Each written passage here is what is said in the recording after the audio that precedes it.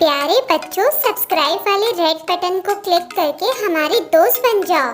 हम आपको कार्टून की अच्छी अच्छी वीडियोस दिखाएंगे। ये कहानी है ढोलकपुर जंगल के पास एक गांव की, जहां एक गरीब किसान नंदू रहता था, जो था तो गरीब लेकिन बहुत रहमदिल और अच्छा इंसान था। रोज की तरह एक दिन नंदू खेतों में जाता है। अरे आज तो यहाँ कोई नहीं आया, तो सारा काम क्या मुझे अकेले करना पड़ेगा? काफी काम देखकर नंदू घबराता नहीं, बल्कि उसे पूरा करने की कोशिश में लग जाता है। वहीं दूसरी तरफ एक चिड़िया जिसका नाम टूनी होता है, वो अपने लिए खाना तलाश कर रही होती है।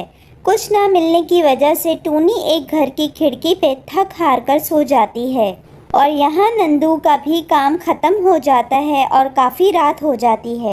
सुबह से रात हो गई, मैंने खाना भी नहीं खाया और आज सेठ जी भी नहीं आए। मुझे आज की पगार कौन देगा? ये सोचते हुए नंदू वहाँ से जाने लगता है, तो उसको ख्याल आता है, क्यों ना मैं यहाँ से थोड़े से चावल ले जाऊँ और अपने खाने का इंतज़ाम करूँ। सुबह सेठ जी को बता दूंगा कि मैंने थोड़े से चावल लिए थे। नंदू जैसे ही घर आता है तो देखता है कि उसके घर की खिड़की पर एक चिड़िया बैठी है, जो नंदू के पाँव की आहट से उठ जाती है।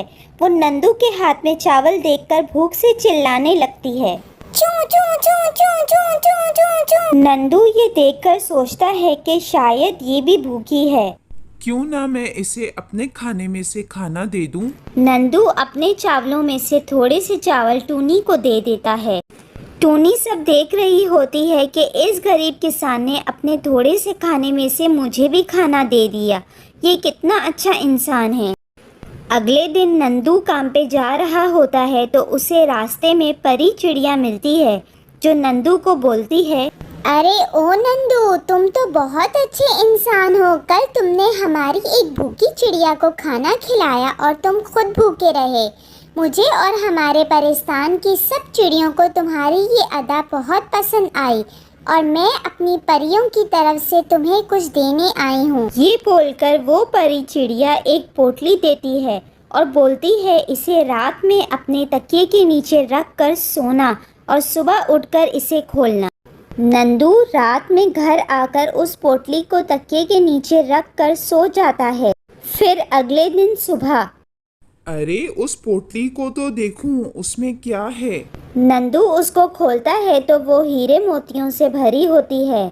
नंदू बहुत खुश होता है और देखते ही देखते नंदू बहुत अमीर हो जाता है। अरे वाह, मेरी तो किस्मत ही बदल गई। एक चिड़िया को खाना खिलाने से ऊपर वाले ने मेरी इतनी मदद की, मेरी जिंदगी ही बदल गई।